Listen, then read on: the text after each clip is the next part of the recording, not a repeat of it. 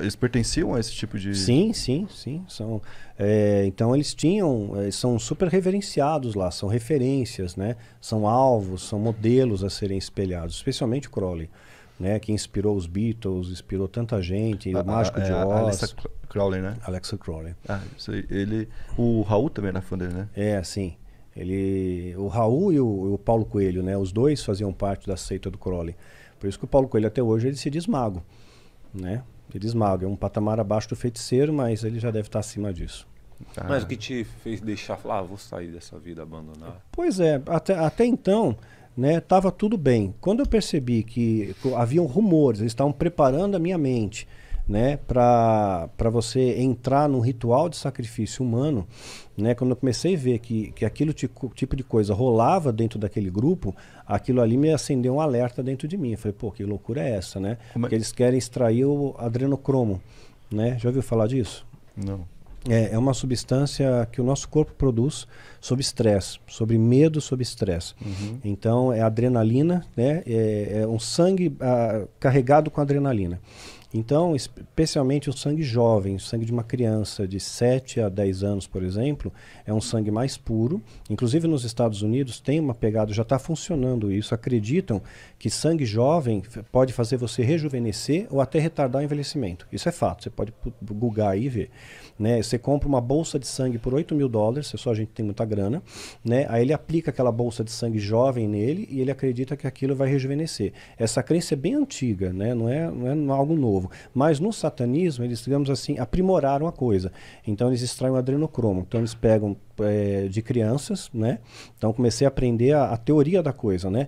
Pegam de criança, aterrorizam a criança, né? Tipo Monstros S.A., aterroriza para deixá-la bem assustada, com pânico, torturam, né? Para depois extrair, né? Na hora da morte, extrair o adrenocromo.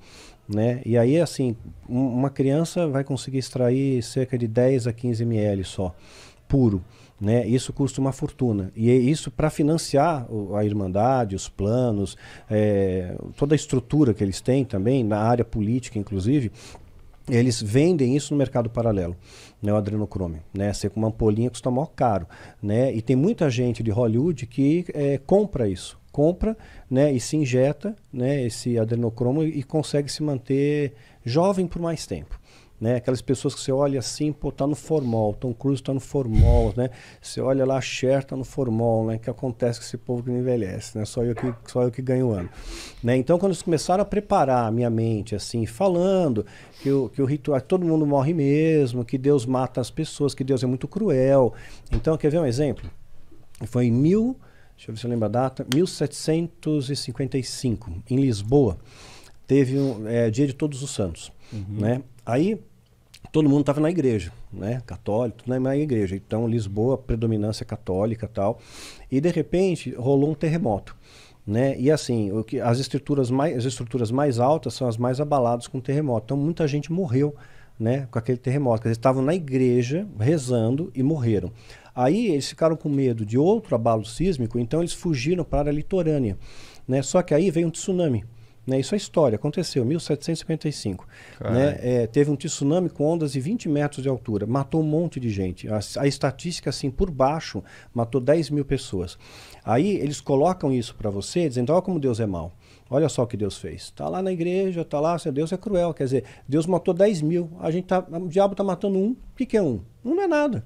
Você vê lá na Bíblia, pega texto fora de contexto, né? Pega lá na Bíblia, o Velho Testamento, lá Davi entrava com o exército dele, matava um monte de filisteu, né? Então, Deus mandava matar homens, mulheres, crianças, animais, não podia ninguém sobreviver, né? Então, quer dizer, o diabo pediu uma vida. O que é uma vida? Uma vida não é nada, né? O diabo, assim, é bonzinho perante o tanto que Deus mata. Então, eles começam a fazer essa lavagem cerebral em você, invertendo os valores, e você começa a acreditar que aquilo é legal, né? Puxa, é verdade, eu não tinha pensado nisso, né? Isso aí é uma boa sacada. Só que o que aconteceu em Lisboa, por exemplo, promoveu ondas de generosidade, de amor, de solidariedade, sem precedentes na história. Então, assim, eles foram extremamente acolhidos, né? E criou-se laços, assim, muito profundos de amizade. Então, tem aquela coisa, tem males que vêm para bem, tem situações que a gente passa, né? Que você pensa, caramba, meu, por que que Deus permitiu eu passar por isso, né? Mas os melhores marinheiros são forjados nas piores tempestades, né? Então, e tem tempestades também que vão te levar para praias que você jamais chegaria se não tivesse passado pela tempestade. Então, eu entendo hoje, como cristão, que tudo tem propósito. Quando eles começaram a me descortinar esse evento, me preparar para um sacrifício humano, né? E eu ter que participar da cerimônia, etc e tal, eu já fiquei meio com o pé atrás com aquilo.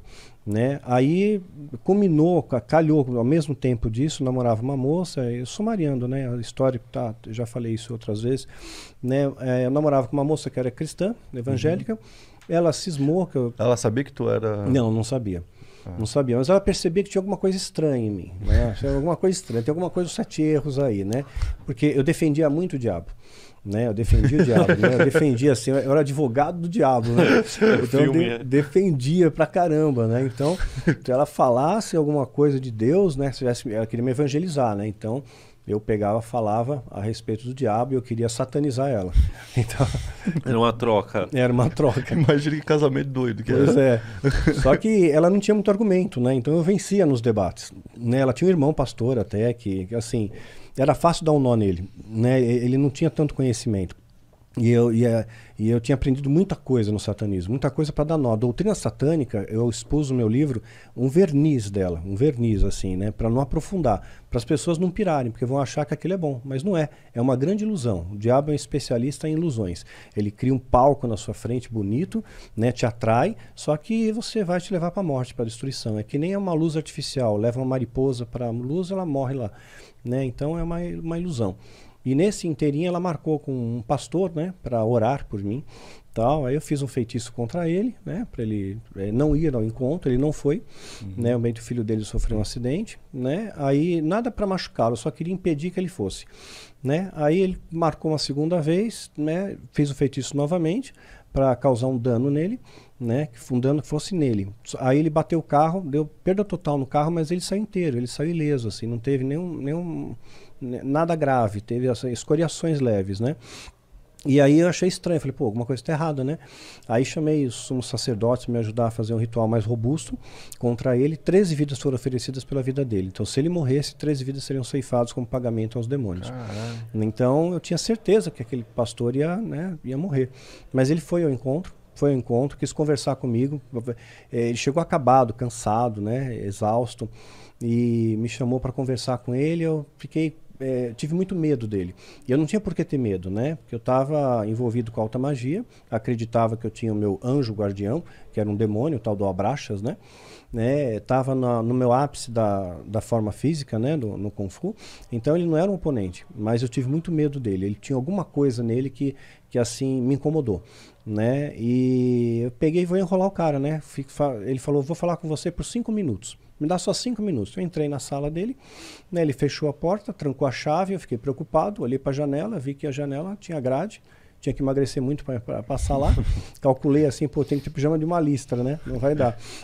Então, eu falei, pastor, não quero mais falar com o senhor. Ele falou, não vou mais falar com você, só vou orar por você. Aí eu vejo uma mão crescendo assim, caí no chão, perdi a consciência, me debati. Isso durou umas 3 horas, segundo ele, depois. E eu estava muito arrebentado no final. Ele me ajudou a levantar, estava muito machucado, hematoma, a roupa rasgada, corte. Ele falou, você se debateu, né? Eu não consegui te proteger. E a sala dele estava bem destruída, né? Tudo derrubado no chão. Né? E aí, aquele dia, ele quando você aceita, né, Jesus, você faz uma oração guiada, né? Alguém te ajuda. Né? Então, ele fez eu repetir as palavras, né? Aceitei Jesus naquele dia, né? E aí sim eu fui invadido de uma paz que transcende o entendimento. É claro que a seita me perseguiu, porque eu tinha medo que eu revelasse os segredos, né? Porque tem segredos que são herméticos ali, que você não pode contar. E eu nunca contei, mesmo porque não edifica. Então, quando eu lancei o meu livro Filho do Fogo, a série Filho do Fogo, eu fui muito perseguido, porque eles imaginavam que a igreja... Porque, assim, eu tinha feito parte de um grupo que tinha entrado em algumas igrejas Você vê o discurso de uma igreja há 20 anos atrás, né? E o discurso da igreja hoje. 20 anos atrás falava de amor, de perdão, de santidade, falava de outros valores. Hoje é prosperidade. Prosperidade é unção, é o poder, é a loucura, né? O milagre, é tudo gira em torno do dinheiro, né? Da glamorização do dinheiro. O amor ao dinheiro, né? Que é a raiz de todos os males. Então, entraram na igreja, espalharam na igreja doutrina de demônios e doutrinas humanas, conforme a Bíblia diz que ia acontecer. E isso trouxe vaidade para o coração de muitos pastores, né? Muitos pastores foram vaidosos com isso, né? Você chega aí, você é o cara, né? Dá um dinheiro para ele, né? Então você comanda a igreja, não é mais o pastor que comanda, é uma outra pessoa que está por trás que está financiando o pastor.